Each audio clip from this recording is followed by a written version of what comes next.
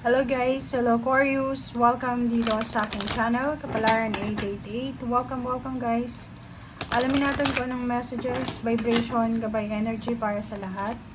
May general reading, so pwede kang makaresonate Aquarius. First card natin is Innocence, Childhood.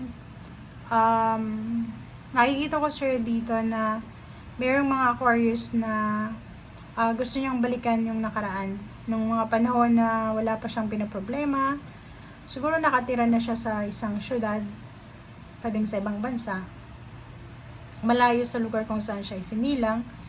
And nakikita ko siya dito na mas parang iniisip mo na mas masaya kung nandun ka sa lugar na parang babalik-balikan mo or gusto mong balikan yung mga nangyari sa iyo sa nakaraan or nung panahong inosente ka pa. Okay. Aquarius. Wisdom. Nakikita ko siya, pwedeng mayroon ditong Aquarius na magdedesisyon siya na bumalik sa kanyang probinsya or sa bansa kung nasa ibang bansa siya. And then, ang gagawin niya is mag-aaral ulit siya. Pwedeng pag-aaral. Or pwedeng gusto niyang balikan yung pamilya niya or yung lugar kung saan siya nagsimulang mangarap. Okay? Comment down below if you resonated.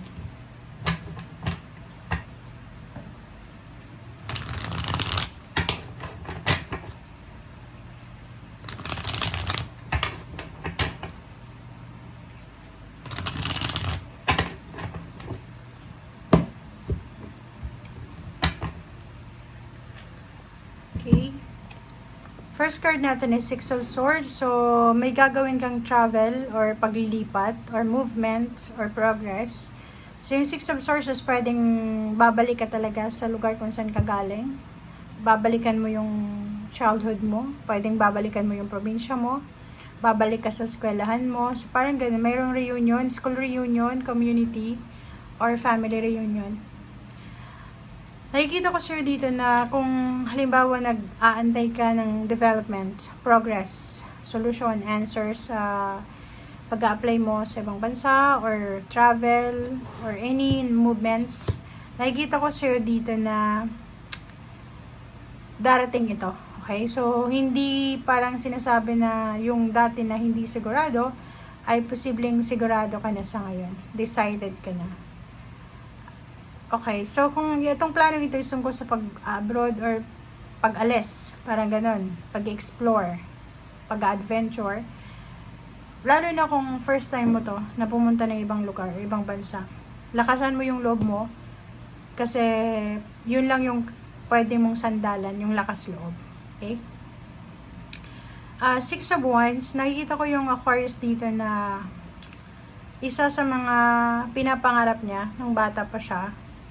Pwedeng makapagtapos ng pag-aaral, yumaman, makabili ng sasakyan, makapunta ng ibang bansa, or pwedeng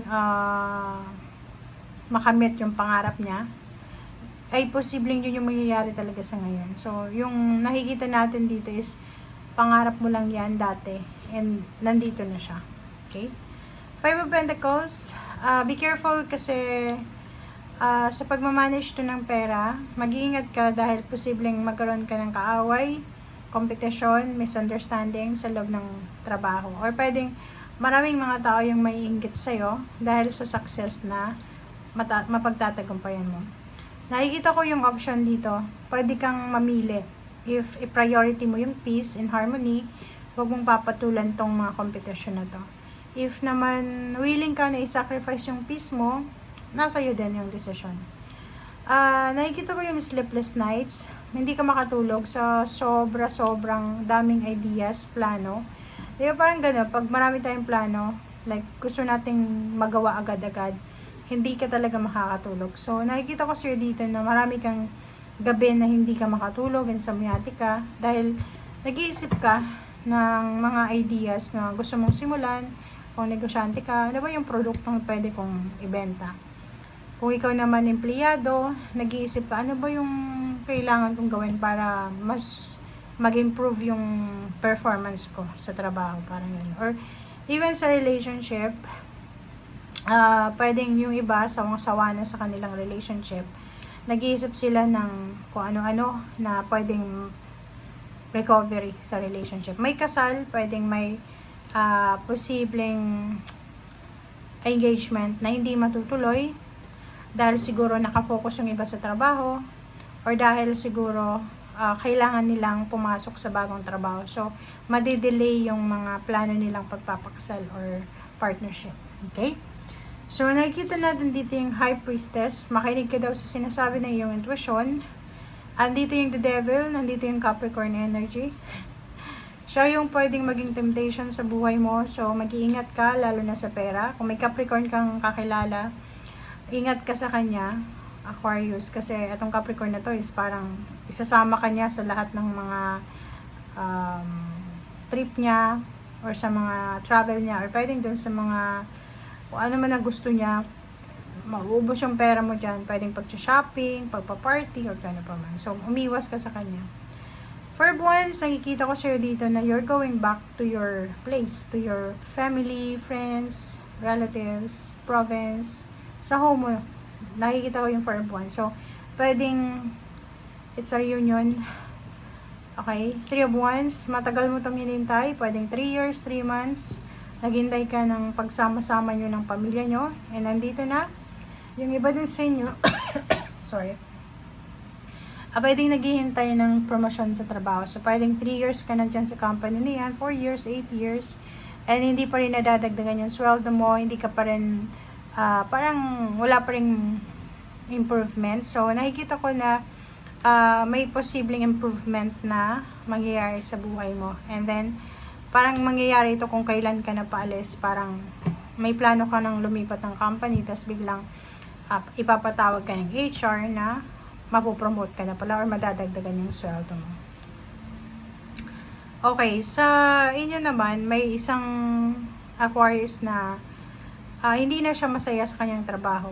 Pwedeng i-give up niya ito and ipa-prioritize niya kung ano yung priority niya sa buhay. So, paki-comment sa comment section if ganon. So, nakikita ko sa inyo, merong Aquarius na employed siya, pero unexpected na pwedeng buntis siya, and kailangan niyang tumigil. Unahin niya muna yung kanyang sarili bago dito sa trabaho. Meron din dito na 8 of Swords. So, kontrata. Pwedeng OFW ka. May kontrata ka 2 years, 3 years, 7 years, parang ganun. So, nakikita ko sa'yo dito na makakaalis ka dyan sa contract na yan. Makakaalis ka sa stagnation, makakaalis ka dyan sa parang restrictions na yan eh. Restriction kasi yan eh, kasi hindi ka pwedeng umuwi na hindi mo tapos yung kontrata mo. So, yun guys ang nakikita natin. Maraming salamat. Bye!